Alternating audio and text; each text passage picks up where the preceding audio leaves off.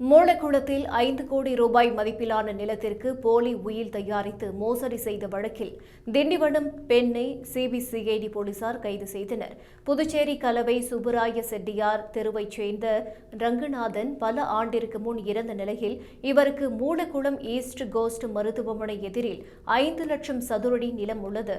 ரங்கநாதனுக்கு வாரிசு இல்லாததால் இவரது வீட்டில் வேலை செய்ததாக கூறி திண்டிவனம் மூளைச்சூர் பகுதியைச் சேர்ந்த முனியம்மாள் என்பவருக்கு இறந்த ரங்கநாதன் தனது நிலத்தில் 5 கோடி ரூபாய் மதிப்பிலான 50,000 சதுரடி இடத்தை மட்டும் எழுதி கொடுத்ததாக போலி உயில் தயாரித்துள்ளனர்.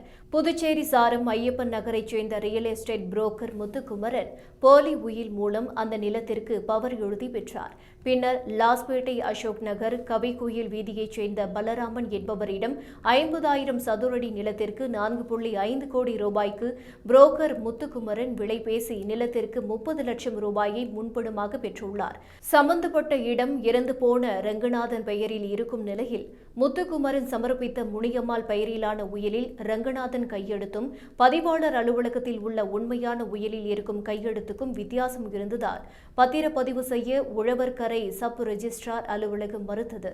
போலி உயில் கொடுத்து ஏமாற்றியதாக பலராமன் சிபிசிஐடி போலீசில் புகார் அளித்ததை அடுத்து இன்ஸ்பெக்டர் பாபுஜி தலைமையிலான போலீசார் மோசடி வழக்கு பதிந்து முனியம்மாளை கைது செய்து நீதிமன்றத்தில் ஆஜர்படுத்தி சிறையில் அடைத்தனர். ரியல் எஸ்டேட் புரோக்கர் முத்துக்குமரனை போலீசார் தேடி வருகின்றனர்.